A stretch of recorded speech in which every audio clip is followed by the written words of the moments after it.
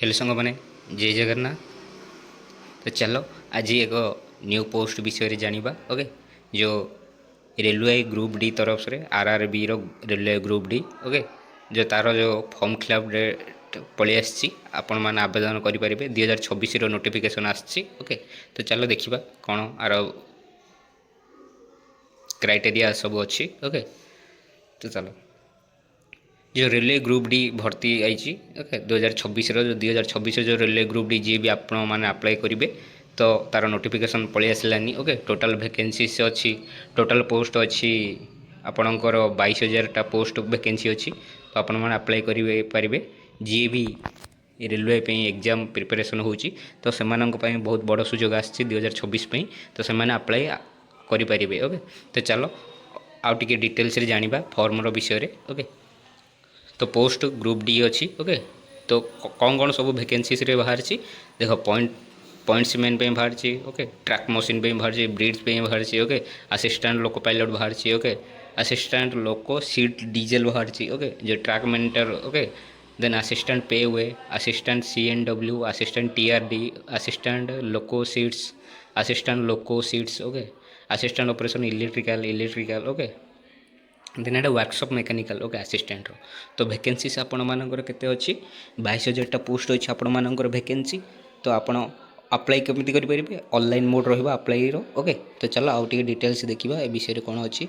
तो आपण मानकर जो ग्रुप डी रो रिक्वायरमेंट जो रेलवे रो 2026 रो तार सैलरी केते रहि परिबो आपण माने जानि परिबे।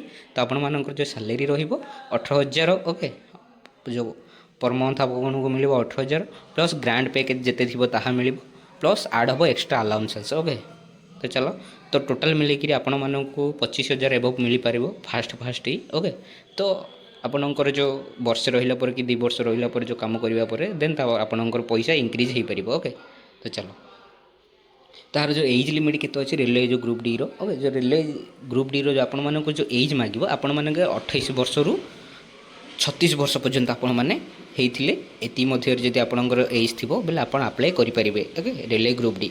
तो चलो आपण मानकर जो एज रिलैक्सेशन भी रही जो आपण मानकर SC ST OBC general. Okay, एमानकर जो जी ब्राह्मण। ओके, तो जी बेलमा एपड़ जो SC ST एमानकर समस्तर एज रे टिके छूट मिलूँ। ओके, जो 3 वर्ष 4 वर्ष 5 वर्ष जहाँ गवर्नमेंट रूल थी से हिसाब से आपण मानक दिज्व। तो चलो जो रेलवे ग्रुप डी रो एप्लिकेशन फीस आपण मानकर केते रही। ओके, तो जो जनरल OBC से रही 500 टंका आउ जो SC ST PWD आ वुमेन मानकर और एक्स सर्विस मानकर रोज 250 टंका। ओके, तो आपण मानकर जो OBC मानकर जो मोर SC ST मानकर ए सब पैसा जो एग्जाम पे 100 टंका चार्जेस नेबे आउ बाकी जो अधा बड़का पैसा आपण मानक एग्जाम जो फास्ट पेपर देला पर आपण मानकर अकाउंट को और 400 टंका वापस तांगे रिटर्न करदेवे। ओके, तो पेमेंट मोड भी ऑनलाइन रहिबो हला आपण माने आपणकर जो UPI।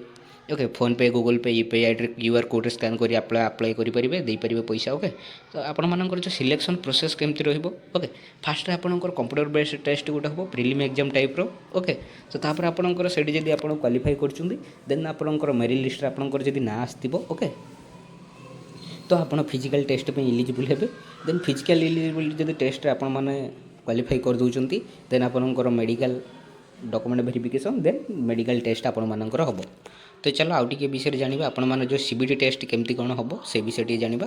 ओके, जो CBT टेस्ट आपण मानकर जो एग्जामिनेशन टोटल क्वेश्चन आपण मानकर रहइबो 100 क्वेश्चन। ओके, तो 100 क्वेश्चन रहइबो देन एग्जाम आपणकर जो ड्यूरेक्शन जो केते हो। ओके, तो आपण मानकर 1.5 घंटा हम हला 90 मिनिट बे ना 1.5 घंटा 1.5 घंटार एग्जाम हम। टोटाल क्वेश्चन से 100 रहिबो आपण मानकर जो एग्जाम पैटर्न जो क्वेश्चन जो आसीबो देखंतु जनरल साइंस रो आपणकर 25 आसीबो। ओके, मैथमेटिक्स रो 25 आसीबो, रीजनिंग रो 30 आसीबो एवं जनरल अवेयरनेस करंट अफेयर रो आपणकर 20 आसीबो। ओके, तो चलो ओके, तो जो माने जो डिसेबिलिटी कैंडिडेट PWD। ओके, से मानक पई 2 घंटा टाइम रही आम 1.5 घंटा देवा। आउ जो माने जो PWD डिसेबिलिटी से माने आउ ଅଧା ଘଣ୍ଟା ଏକ୍ସଟ୍ରା ତାଙ୍କମାନଙ୍କ ପାଇଁ। ଓକେ, ତ ଚାଲ ଯେଉଁ ବି ପିଲାମାନେ ଯେଉଁ ଏକ୍ଜାମ୍ ଦେଉଛନ୍ତି ତ ଜାଣି ନିଅନ୍ତୁ ସମସ୍ତେ ଭୁଲ କରିଦେଉଛନ୍ତି, କାରଣ ଏକ୍ଜାମ୍ରେ ସବୁଯାକ ବୁଲେଇକିରି ପଳେଇ ଆସୁଛନ୍ତି। ବଟ୍ ସେମିତି କେବେ ବି କରିବେନି ଏକ୍ଜାମ୍ରେ। ଓକେ, ତ ଯେଉଁ କୋଶ୍ଚିନ୍ ଆପଣମାନଙ୍କୁ ଆସୁଛି ସେ କୋଶ୍ଚିନ୍ ହିଁ ରାଇଟ୍ ମାରିକିରି ଆସିବେ। ଓକେ, ତ ମନ ଇଚ୍ଛା ବୁଲେଇକିରି କେବେ ବି ଆସନ୍ତୁ ନାହିଁ, କାରଣ ସେଇ ଯୋଗୁଁ ଆପଣଙ୍କର କଟଅଫ୍ ବି କମ୍ ଯାଇପାରେ। ଓକେ, କାରଣ ଏଇଟାର ଅଛି 1/3 ନେଗେଟିଭ୍ ମାର୍କିଂ ଆମର ଅଛି। ଓକେ, ତ 3ଟା ଭୁଲ ହେଲେ 1 ମାର୍କ କଟିବ। ଓକେ, ତ ସେହିପରି ଭୁଲ କେବେ କରନ୍ତୁ ନାହିଁ, ଯେଉଁଟା ଯେତିକି ଆସୁଛି କୋଶ୍ଚିନ୍ ସେତିକି ବୁଲେଇକିରି ଆସନ୍ତୁ। ଓକେ, ତ ଚାଲ ଆପଣମାନଙ୍କର ଫିଜିକାଲ୍ ଟେଷ୍ଟ ରହିଛି, ଯେଉଁ ସିବିଟି ଟେଷ୍ଟ ପରେ ଯେଉଁ ଫିଜିକାଲ୍ ଟେଷ୍ଟ ଆପଣମାନଙ୍କର ହେବ, ତ ସେ ଯେଉଁ ଫିଜିକାଲ୍ ଟେଷ୍ଟରେ ଆପଣମାନେ କ'ଣ କରିପାରିବେ। ଓକେ, ଆପଣମାନଙ୍କର ଯେଉଁ ମେଲ୍ ଆଉ ଫିମେଲ୍ ଦୁଇ ଜଣ ଯାକ ଏଲିଜିବୁଲ୍ ଅଛନ୍ତି ଏ ଫର୍ମ ଆପ୍ଲାଏ କରିବା ପାଇଁ। ତ ଆପଣମାନଙ୍କର ଯେଉଁ ଫିଜିକାଲ୍ ଟେଷ୍ଟ ରହିବ ମେଲ୍ମାନଙ୍କ ପାଇଁ କେତେ ରହିବ, 35 କେଜି ତାଙ୍କମାନଙ୍କୁ ଦିଆଯିବ ଟାସ୍କ ଗୋଟେ। 35 କିଲୋ ତାଙ୍କମାନେ ଧରିକି କେଉଁଠିକି ଯିବେ, 100 ମିଟର। ଓକେ, 100 ମିଟର ଚାଲିବେ 2 ମିନିଟ୍ରେ 100 ମିଟର କଭର୍ କରିବାକୁ ପଡ଼ିବ 35 କିଲୋ ଧରିକି। ଓକେ, ତ ସେହିପରି ଫିମେଲ୍ମାନଙ୍କର କ'ଣ, ତ ଫିମେଲ୍ମାନେ ଯିଏ ଥିବେ ତାଙ୍କମାନେ 20 କିଲୋ ଧରିକିରି 100 ମିଟର 2 ମିନିଟ୍ରେ ଯିବାକୁ ପଡ଼ିବ। ଓକେ, ତ ଚାଲ ସେମାନଙ୍କର ଆଉ ଗୋଟେ ଅଛି ରନିଂ ବି ଅଛି, ମେଲ୍ ଆଣ୍ଡ ଫିମେଲ୍ ଦୁଇ ଜଣ ଯାକର। ତ ରନିଂରେ କ'ଣ କରିବ, ଯେଉଁ 1000 ମିଟରକୁ ତାଙ୍କମାନେ ମେଲ୍ ମାନେ 4 ମିନିଟ୍ 15 ସେକେଣ୍ଡରେ କମ୍ପ୍ଲିଟ୍ କରିବେ। ଓକେ, ଦେନ୍ ଫିମେଲ୍ ମାନେ କ'ଣ କରିବେ, 1000 ମିଟରକୁ 5 ମିନିଟ୍ 40 ସେକେଣ୍ଡରେ କଭର୍ କରିବାକୁ ପଡ଼ିବ। ଓକେ, ତ ଚାଲ ଏହି ଥିଲା ଆପଣଙ୍କର ଫିଜିକାଲ୍ ଟେଷ୍ଟ। ଦେନ୍ ତାପରେ ଡକୁମେଣ୍ଟ ଭେରିଫିକେସନ୍ରେ ସବୁ ଅରିଜିନାଲ୍ ଡକୁମେଣ୍ଟସ୍ ଧରିକିରି ଯିବେ।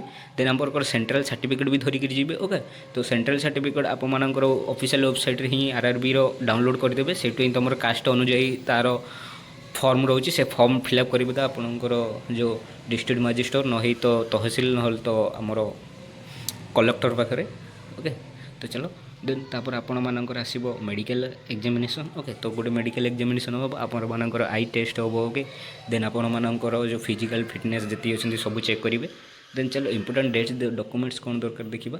ଓକେ, ତ ଇମ୍ପୋର୍ଟାଣ୍ଟ ଡକୁମେଣ୍ଟସ୍ ଆପଣଙ୍କର କ'ଣ, ପାସପୋର୍ଟ ସାଇଜ୍ ଫଟୋ ଗୋଟେ, ଆପଣଙ୍କର ସିଗ୍ନେଚର୍। ଓକେ, ଆଧାର କାର୍ଡ଼ ଆପଣଙ୍କର ଗୋଟେ ମୋବାଇଲ୍ ନମ୍ବର ଯେଉଁଟାରେ OTP ଆସିପାରିବ। Okay, then email ID, then educational certificate ସବୁ, marksheet 10th +2। Okay, then case certificate SC ST OBC और सेंट्रल सर्टिफिकेट भी। Okay, then disability certificate in case PWD, income certificate. Okay, self category by transgender जो मैंने से भी apply करेंगे। Then तंगर certificate गोटे दरकार। ओके, एज प्रूफ जो 10 marksheet. Okay, +2 Aadhaar card. Okay, birth certificate आपंकर कौटी देखा आधार कार्ड देखिए। ओके, तो आधार कार्ड देवे। Then NOC current employer. Okay, एतिकी ही आप डॉक्यूमेंट धरवे। तो चलो जो आपण मानकर जो इम्पोर्टाट डेट अच्छी, जो RRB जो 2026 ग्रुप डी रेलवे जो फॉर्म भरी करने, तो आपण मानकर आवेदन स्टार्ट हो सारूँ 21 जून 2026 स्टार्ट हम। ओके, तो डेटा समस्ते नोट कर दिंतु, मन रखी दिंतु। तो सही डेट लास्ट डेट अच्छी, जो अप्लाई लास्ट डेट बा शेष दिन आपण मानकर रहिबो 20 फेब्रुआरी 2026। तो यही थिला गोटे सर्ट नोटिफिकेशन आपण मानकर पाई। तो वीडियो को भल लगे वीडियो को लाइक और शेयर जल्दी करूँ। ओके, तो चैनल जी नुआ थे प्लीज़ सब्सक्राइब जरूर करूँ। ओके, तो चलो वीडियो को एठी रखुची। नमस्कार।